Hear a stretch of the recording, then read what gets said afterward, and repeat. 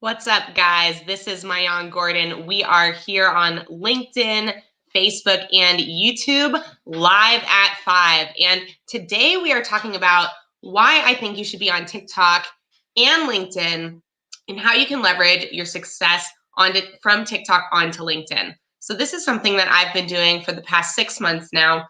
I've had a lot of success with it. And I wanted to explain to you guys the core principle of why this marketing concept works and why leveraging across platforms can work really well when done and executed in the right way. And that's the big fish, little pond concept. So as you're growing on one platform, you are becoming a bigger and bigger fish in probably a very, very large pond. All of these social platforms are what I call, large ponds. They're oceans. They're giant, giant oceans with millions and billions of fish of all different sizes, and you're one of the fish swimming along in the sea. As your following gets bigger, you grow into a bigger and bigger fish, and it might be advantageous at some point once you're a certain size to then put yourself in a pond that is much, much smaller so that you can garner a lot more attention. As always, I want to thank you guys for watching so much. I want to thank you guys so much for watching. That's what I meant to say. My name is Mayan Gordon, and I am here to help you guys understand marketing concepts better, to help you understand personal branding better, to help you understand any of these specific platforms better so that you can succeed towards your goals with your business in a more effective and efficient way. So as always, I really encourage you guys, post any questions you have, whether they're related to the specific topic that I'm talking about today or something else that has, some business relationship to it or is related to personal growth in some way. I'm going to hop onto my LinkedIn on my phone so that I can see any comments that you guys are posting. And again, I really appreciate everyone who is watching right now. One thing I like to do each live is if you're watching, post where are you watching from. We like to see what kind of global audience we can get for these lives here. Business relationship to it. Make sure I turn down the volume on my phone.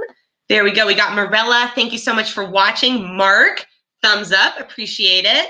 Ahmed, how's it going? He says hi to everyone. I love that. Say hi to the other people who are watching as well. The comments of any type of live stream, comments of any types of posts, you guys already know are a great place to make other connections, make friendships, make business relationships. We got Robert in the house. Thank you so much. Diogen.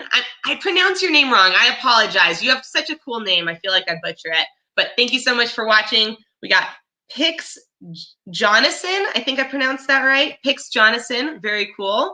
Thank you so much for watching. And we got Robert Jones just saying he wants to ask, why can't we deal with this like the Spanish flu to protect the economy? So you're talking about the coronavirus. So that I would say tends to dip into political talk, which I'm going to try and avoid for the most part. I think, each of us gets to deal with any circumstance in our own way. So how you specifically are dealing with this pandemic and all of these issues that are going on, I think is something that we can all take ownership and control over. Yes, there's going to be factors that are outside of our control, but that's life. In life, there are always going to be factors outside of your control, and it really is going to benefit you to focus on the things that are within your control and, accept the rest, so to speak.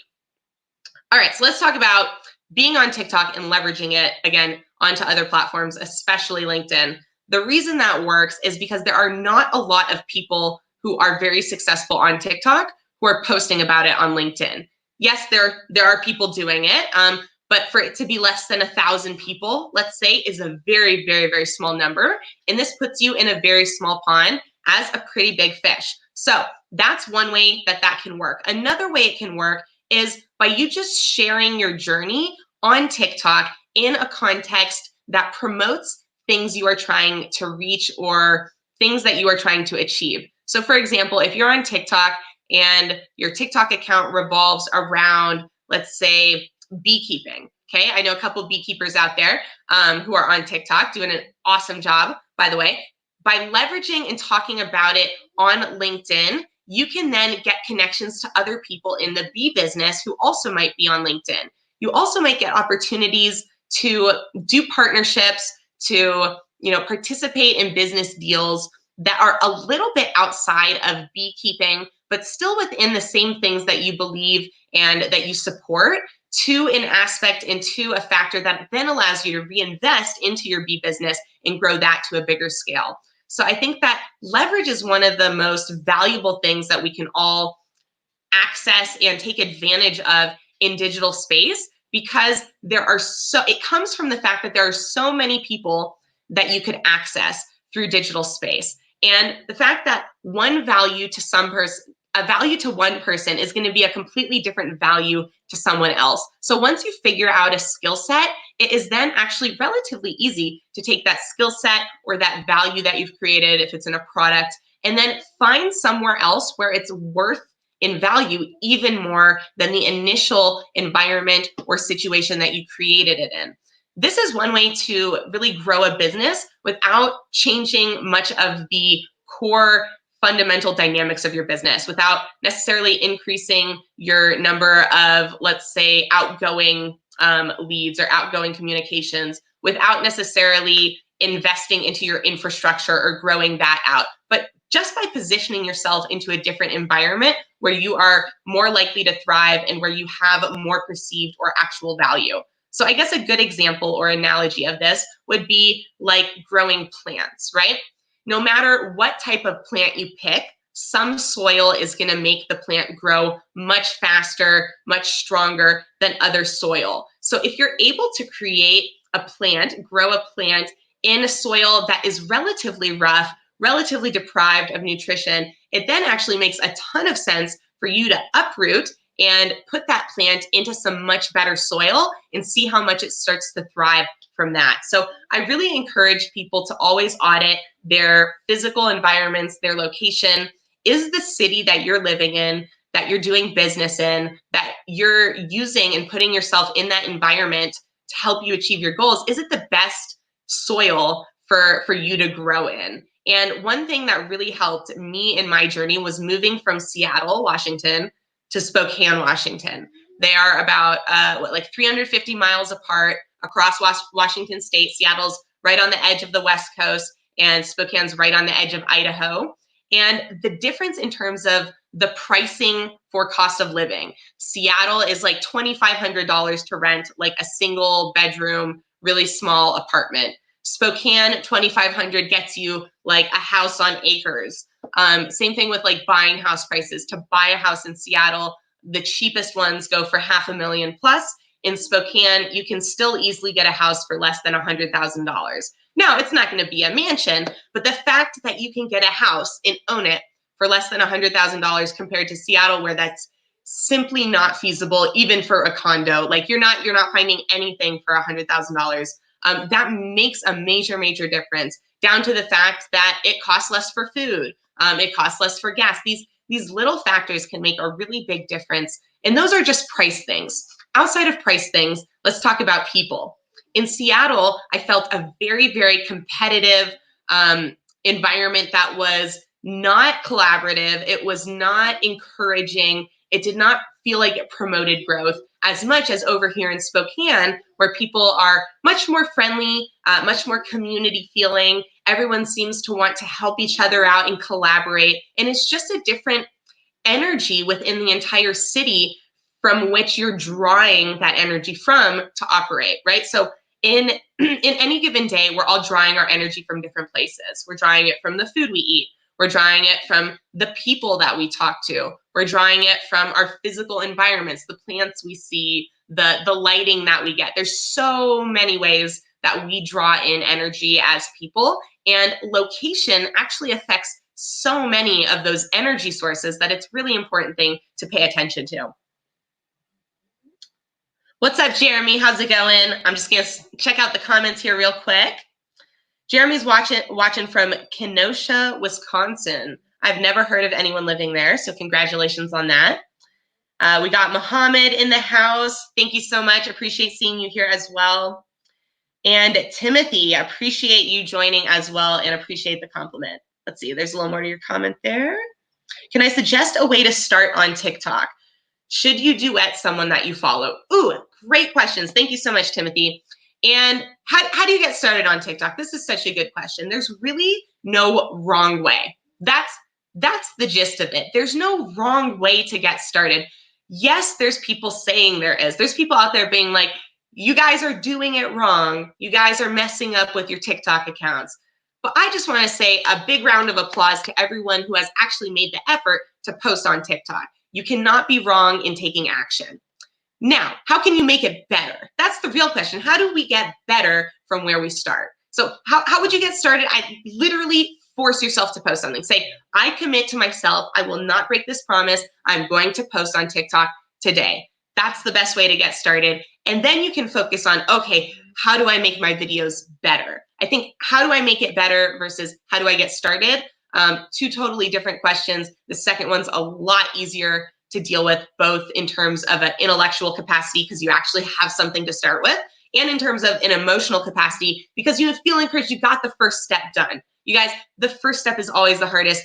We all know this. So post that first video tonight. I really do encourage you. If you need help, if you need more encouragement, post your first video tonight. Send me a message of your video, and I will personally give you a free advice review of that video and help you optimize and improve and get better. I normally don't offer things like that for free, but I'm offering it to anyone who's watching right now because I really do want to encourage you guys to get started and to know that you are going to make progress. So I'm here to help you. Post your first video tonight, send me a message, I'll help you make it even better. In terms of once you get started, how can you do some amount of optimization? And then also I'll discuss your duet question. I think that looking at other people's accounts is really, really one of the best ways. Just scroll through other videos of accounts that you actually enjoy, of people's content where you like their content, and pick one element. Just through all the videos, be like, you know what? That part of the video, I think I could do that or apply that to my video.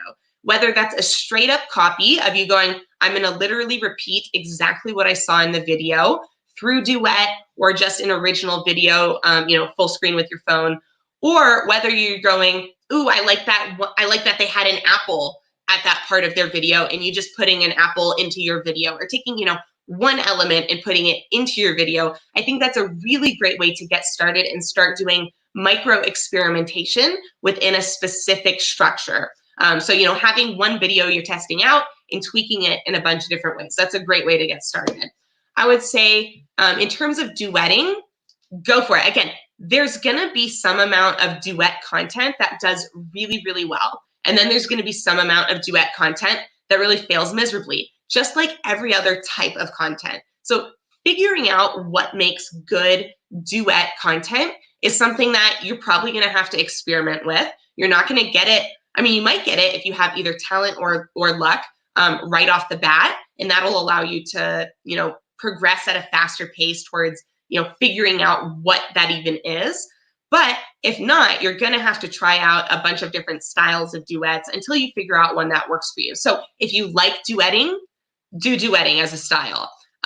If you just want to see if the style of duetting is going to help you, that's a yes or no. It's really, there's nothing inherent about duets that gives you extra advantage. So there's no hack or trick about using a duet to get a better start. It's really just do you like making that type of content? Are you good at making that type of content and identifying what people are attracted to when they're watching the duets?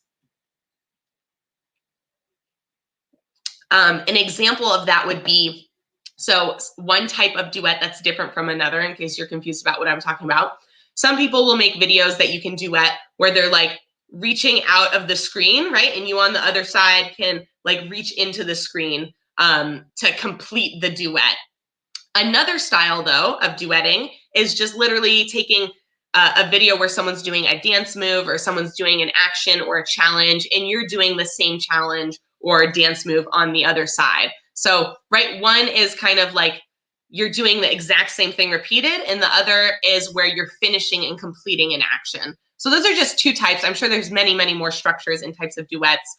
But those, it's about what do you like to make? What is the most fun type of content for you to create? Because that's where you're going to have inherent advantage in terms of your brain is going to be working harder than people who are not encouraged and enthusiastic to make that type of content towards helping you make good content.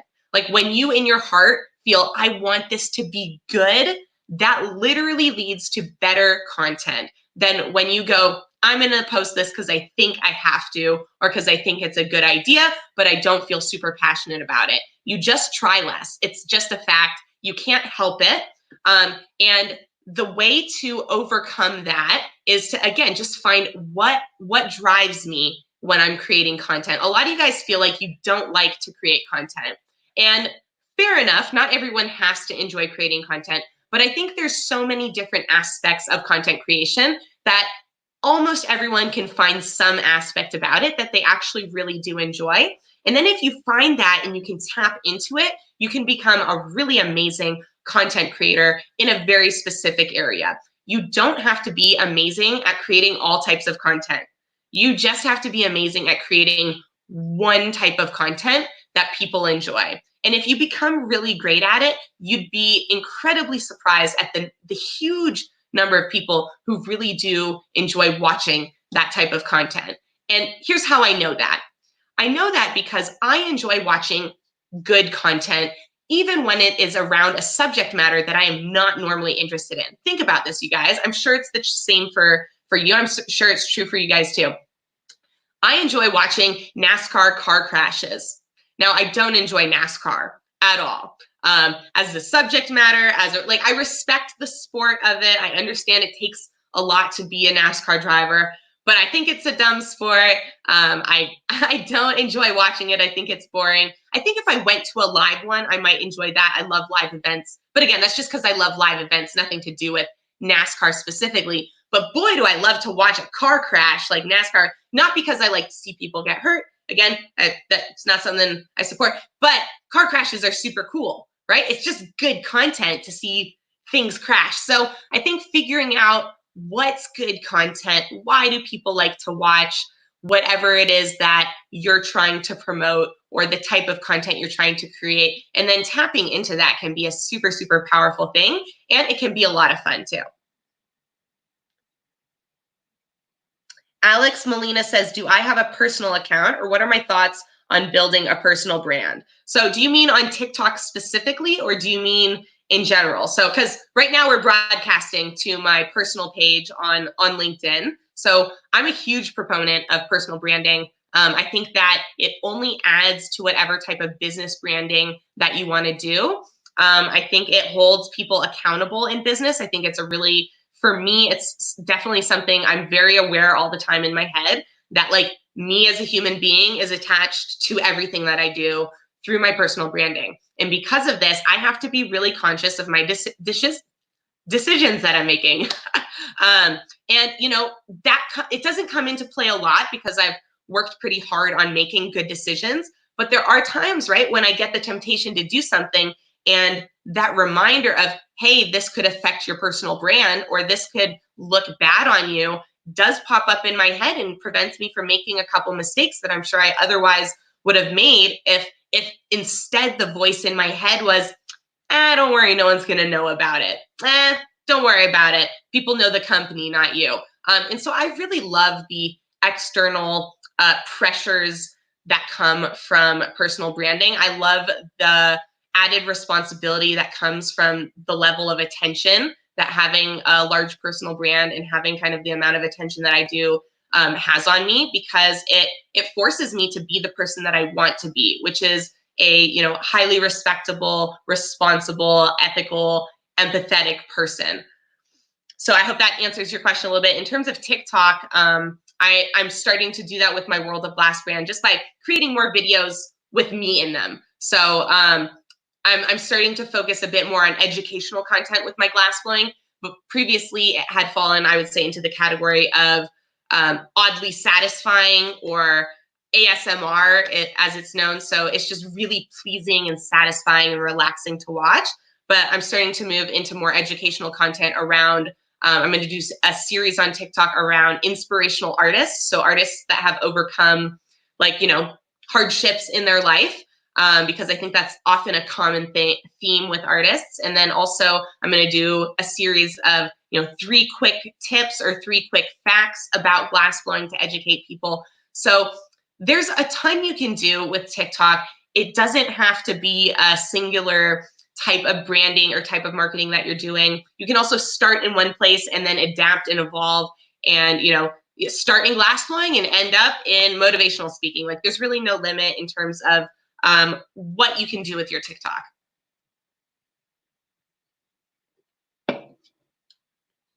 All right, guys, I really appreciate everyone watching. We're going to wrap it up for this Live at 5 with Mayan Gordon. That's me. I'm the owner of Mayan Gordon Media. We offer consulting, coaching, and full social media account management for any of your social accounts. We really specialize and focus right now on TikTok, LinkedIn, and Instagram. That's where I feel the most value is for platforms right now for most businesses. Of course, everything is custom tailored to your business. Whenever I work with a client, whenever we work with a client, I always do a really in-depth intro, getting all the information about, where your business currently is, where it came from, who your current customers are, why they're supporting you and interacting with you. So I really draw out a ton of information that then allows us to create a better social media strategy that is going to be really successful and sustainable long term, instead of having you chase sales.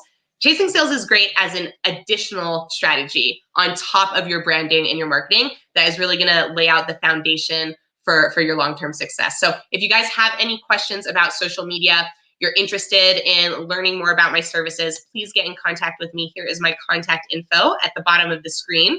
You can email me. You can get in touch with me through Facebook if you're watching this on Facebook. You can also message me on LinkedIn or comment on my YouTube. I don't know, does YouTube have a messaging feature? I'm not 100% sure. I'll have to look into that, but contact me through any of those methods. I'd love to, talk to you about how we could possibly help your business and your personal brand. You guys, if you work for a business, you don't own a business, but you want a better quality of life, personal branding is the way to get that. Whether that's you want better vacations, whether that's you want to meet some celebrities or have some higher net worth friends, that all comes from personal branding. So again, thank you guys so much. If you have any questions, reach out. Have an amazing day, and we will be back tomorrow around 7 to 9 a.m. sometime in the morning, depending on my schedule. I haven't quite looked at it yet, and we'll have a little story for you in the morning.